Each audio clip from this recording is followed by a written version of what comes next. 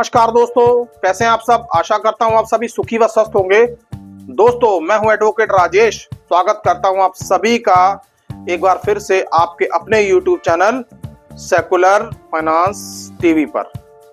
दोस्तों, आज हम एक और कंपनी के बारे में डिस्कस करेंगे। दोस्तों, इसके प्रोसेसेस के बारे में जानेंगे और यदि हम से इस कंपनी का पैसा ना चुकाया जाए या डिफॉल्ट हो जाए तो इस कंपनी की तरफ से बोरोवर्स के ऊपर क्या एक्शन लिया जाता है दोस्तों, और उनसे बचने के क्या उपाय हैं। दोस्तों, आइए वीडियो शुरू करते हैं। दोस्तों आइए आज हम बात करेंगे कि किस्त ऐप के बारे में।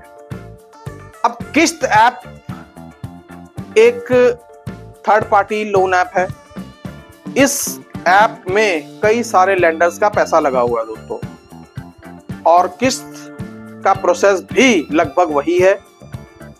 आपसे आपका एक ऐसा मोबाइल नंबर मांगा जाएगा जो आधार कार्ड और पैन कार्ड के साथ लिंक हो, और सक्सेसफुल वेरिफिकेशन के बाद फिर आपका सिविल स्कोर चेक होगा। सिविल स्कोर के बाद यदि कंपनी को लगता है कि आप लोन के लिए एलिजिबल हैं तो कंपनी आपको लोन दे देती है। दोस्तों, बाकी बैंक अकाउंट अटैच करना या बैंक स्टेटमेंट देना वो सब एक नॉर्मल प्रोसेस है दोस्तों।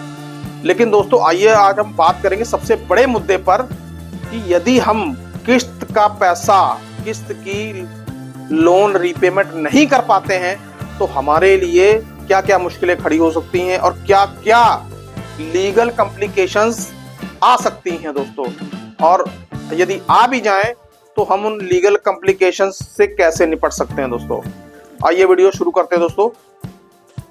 दोस्तों सबसे पहले जब आप किस्त ऐप से लोन लेते हैं दोस्तों, रीपेमेंट ऑप्शन आपको एक मिलता है कि आपने इस डेट को आपका ईसीएस लगेगा, आपके अकाउंट से पैसा डेबिट हो जाएगा। लेकिन एक चीज आप और भी कर सकते हैं कि ईसीएस डेबिट होने से पहले भी आप पैसा 1 या 2 दिन पहले दे सकते हैं दोस्तों।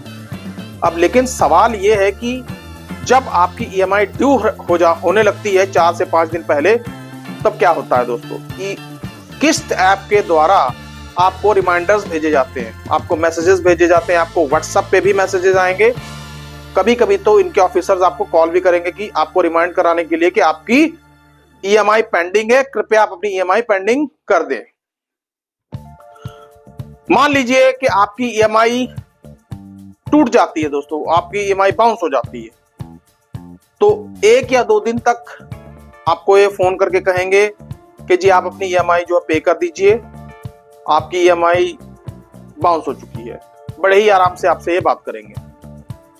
जैसे जैसे जैसे टाइम बीतता चला जाएगा, फिर उसके बाद आपके फोन पर इनकी लगातार कॉल्स आनी शुरू हो जाएंगी दोस्तों। फिर आपके साथ ये हार्श वर्ड्स इस्तेमाल करना शुरू कर देंगे, आपको लगातार प्रेशर बनाएंगे कि आप हम उनका पैसा दें। आप कहीं पे भी बैठे होंगे, कुछ भी कर रहे होंगे, इनकी कॉल्स आपको कंटिन्यूसली आती रहेंगी। एक बार में ये 10-10, 12-12 बार कॉल कर देते हैं दोस्तों। आपने एक बार काटी, फिर दोबारा कर देंगे, दूसरी बार काटी, तीसरी बार कर देंगे, चौथी बार काटी। क्योंकि दोस्तों ऐसा मैं आपको इसलिए कह रहा हूं कि मेरे कई सारे ऐसे क्लाइंट्स हैं जिनके साथ ये प्रॉब्लम हुई है दोस्तों, और वो बताते हैं कि सर ऐसा ही होता है दोस्तों। तो दोस्तों, जिस तरीके का इनपुट हमें मिलता है दोस्तों, वही इनपुट हम आपसे शेयर करते हैं दोस्तों। और लगभग दिन में सैकड़ों कॉल्स आ जाती हैं दोस्तों, और आदमी सोच नहीं पाता कि इन कॉल्स के साथ कितनी बार इन कॉल को उठाएं और कितना जवाब दें। कई बार ऐसा भी होता है कि लोग कॉल उठा लेते हैं और सामने वाला इतना अभद्र व्यवहार करता है कि जो बोरोवर को ये लगता है कि पता नहीं उसने लोन लेकर कोई क्राइम तो नहीं कर दिया। दोस्तों, ऐसी स्थिति जब आपके सामने आ जाए तो सबसे पहले आप ये करिए कि आप कंपनी को अपने हालातों के बारे में बताइए कि जी मेरी ईएमआई इस वजह से बाउंस हो गई है, लेकिन मेरा पैसा देने की इंटेंशन है, मैं पैसा आपका देना चाहता हूं। एग्जेक्टिव से बात कीजिए, नहीं बात बनती तो आप उनको मेल लिखिए। 1 मेल नहीं, 2 मेल नहीं, 2, 3, 4 मेल डाल दीजिए, रिमाइंडर पे रिमाइंडर डाल दीजिए। इससे क्या होगा, इससे आप सेफ हो जाएंगे। यदि कल को कानूनी कार्रवाई हो भी जाए तो कंपनी को आप कह सकते हैं कि देखिए हमने आपको बताया था लेकिन आपने हमारी बात नहीं सुनी दोस्तों। अब दोस्तों आगे क्या होगा, अब कंटिन्यूसली ये क्रम चलता रहेगा, कॉल्स तो बंद नहीं होंगी। फिर आप क्या करेंगे, आपने कॉल्स उठाने ही नहीं है दोस्तों, कॉल्स को बिल्कुल अवॉइड कर दीजिए। जहां तक हो सके इनके नंबर्स को ब्लॉक कर दीजिए, क्योंकि इनके कॉल्स आएंगे। आप ट्रू कॉलर पे भी देख सकते हैं दोस्तों। आपको मैं ऐसा इसलिए बता रहा हूं कि मेरे कई सारे, अगेन कह रहा हूं कि मेरे कई सारे ऐसे क्लाइंट्स हैं जिन्होंने मुझे ये दिखाया कि सर ये इस तरीके की कॉल, मेरे बैठे बैठे ही काफी सारी कॉल्स आ गई और सभी के सभी रेड कलर में किसी पे स्पैम लिखा हुआ आ जाएगा, किसी के ऊपर बड़ा अजीबोगरीब सा नाम आ जाएगा, लेकिन वो भी रेड कलर में। तो आपने क्या करना है, ऐसे नंबर्स को ब्लॉक कर देना है दोस्तों। इनकी कॉल्स को उठाइए मत, क्योंकि दोस्तों ये कंपनी के एम्प्लॉय नहीं, ये रिकवरी एजेंट्स होते हैं दोस्तों।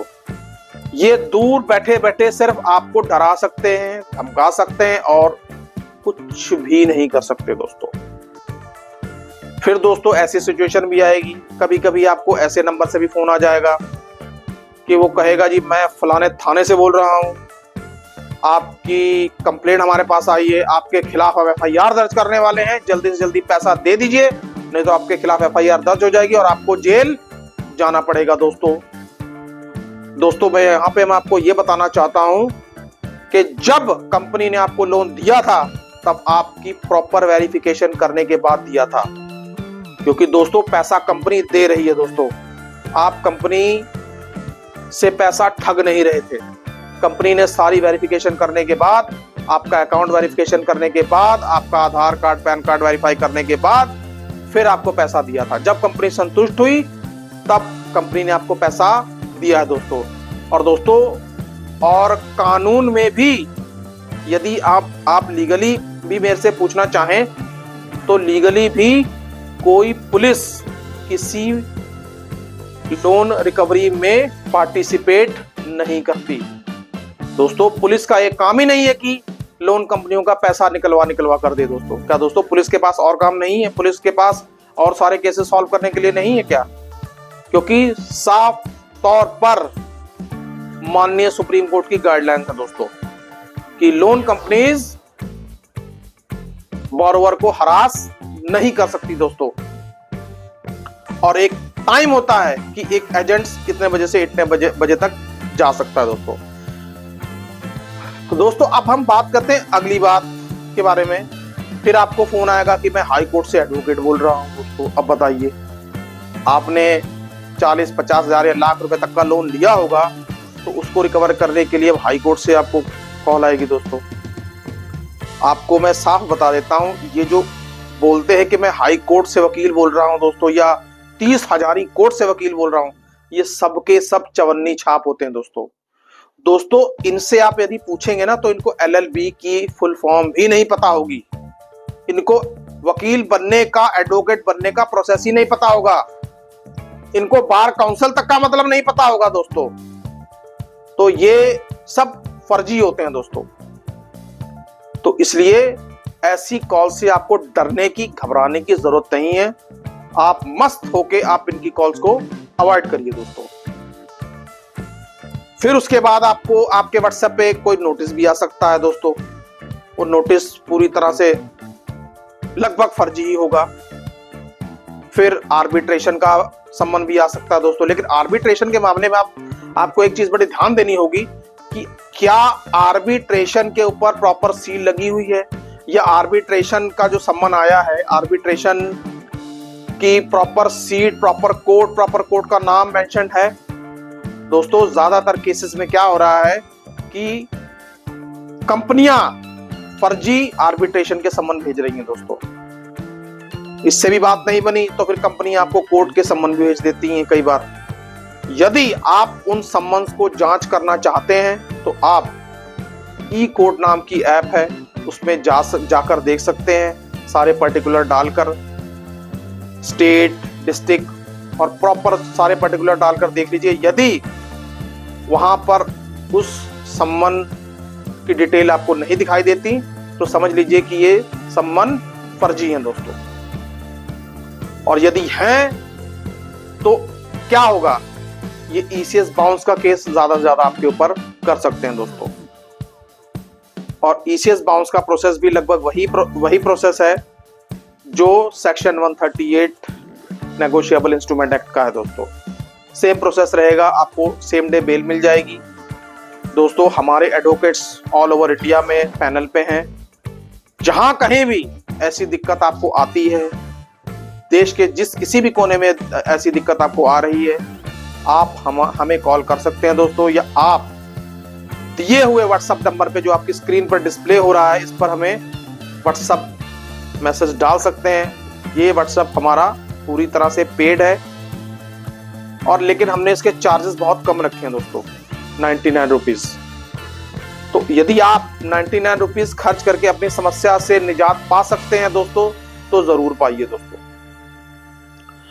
दोस्तों फिर बात करेंगे आपसे रिकवरी एजेंट्स की। अब दोस्तों किस्त ऐप एक ऐसी ऐप है कि इनके रिकवरी एजेंट्स कभी कभी आ भी जाते हैं दोस्तों, क्योंकि मेरे एक क्लाइंट के साथ ऐसा हुआ, रिकवरी एजेंट्स उनके घर पर आए, लेकिन दोस्तों रिकवरी एजेंट्स के साथ एक बार अच्छे से उनको समझा दिया, बात कर ली, तो शायद वो दोबारा नहीं आएंगे दोस्तों। जब रिकवरी एजेंट्स को ये लग जाता है कि अब यहां से पैसा नहीं मिलेगा, तो वो दोबारा आते ही नहीं है दोस्तों। सिर्फ आपको फोन कॉल का ही चक्र आपके साथ चलता रहेगा दोस्तों। और दोस्तों बात एक ये भी है कि रिकवरी एजेंट्स आपके साथ दुर्व्यवहार नहीं कर सकते। यदि करें तो आप अपने पास के पुलिस स्टेशन में उसकी जाकर कंप्लेंट कर सकते हैं कि फलाने रिकवरी एजेंट ने मेरे साथ दुर्व्यवहार किया दोस्तों। 101% उसके ऊपर एक्शन होगा, क्योंकि फाइनेंस कंपनियों को सुप्रीम कोर्ट का कड़ा निर्देश है कि रिकवरी एजेंट्स कभी भी ग्राहक को परेशान नहीं करेंगे दोस्तों। लेकिन इसका मतलब ये नहीं कि आप कंपनीज का पैसा नहीं चुकाएंगे दोस्तों। यदि आप कंपनीज का आपके पास पैसा आ गया है, आपके पास पैसा अरेंज हो गया और आप इस बोझ से मुक्त होना चाहते हैं, तो आप कंपनी को पैसे को जरूर उतारें। इनके पैसे उतार दीजिए और टेंशन फ्री रहिए दोस्तों, क्योंकि फिर आपको कॉल्स आनी बंद हो जाएंगी। लेकिन यदि आपको सेटलमेंट करने में दिक्कत हो रही है, तो आप हमारी मदद भी ले सकते हैं। मैंने आपको फिर बताया कि स्क्रीन पर आपकी एक नंबर डिस्प्ले हो रहा है, व्हाट्सएप, उस पर मैसेज डाल सकते हैं, पेड नंबर है। हम आपकी हर तरह से हेल्प करेंगे दोस्तों। आपके लिए एक अच्छी और अट्रैक्टिव सेटलमेंट का अरेंज भी करवाकर दे देंगे दोस्तों। बाकी वीडियो के एंड में आपको मैं यही कहना चाहूंगा कि आपने बिल्कुल भी डरना नहीं है, किसी भी तरीके से घबराना नहीं है, बिल्कुल भी परेशान नहीं होना, और दिमाग में आपने किसी भी तरह के नेगेटिव थॉट्स लेके नहीं आने हैं दोस्तों। जितना हो सके इस वीडियो को ज्यादा से ज्यादा शेयर करिए दोस्तों, और ये वीडियो उन लोगों तक पहुंचाइए जो लोग ऐसे कर्जों की समस्या से परेशान है दोस्तों, और कॉल से दुखी हैं दोस्तों। और दोस्तों ताकि उनकी कुछ मदद हो सके और ये वीडियो शायद उनके काम आ सके दोस्तों। और दोस्तों आपसे एक विनम्र निवेदन करना चाहूंगा कि जो भाई या बहन मेरे ये वीडियो देख रहे हैं दोस्तों, कृपया चैनल को सब्सक्राइब जरूर करें दोस्तों, ताकि मैं आप सभी के लिए नई अपडेट्स, नए कंपनीज के ऊपर वीडियोस और आपके लिए और अच्छे सॉल्यूशंस ला सकूं दोस्तों। हमारी एक लॉ फर्म भी है, समृद्धि लॉ फर्म। हम हर लोन ही नहीं, हर तरह की कानूनी समस्याओं जो आम व्यक्ति के जीवन में आ सकती हैं दोस्तों, उन सभी के लिए सलाह देते हैं दोस्तों। मतलब लीगल एडवाइजर समझ लीजिए दोस्तों, क्योंकि हम लीगल एडवाइजर हैं दोस्तों। आप चाहें तो हमारी वेबसाइट पर भी जा सकते हैं दोस्तों। सुखी रहिए, स्वस्थ रहिए। जय हिंद, जय भारत।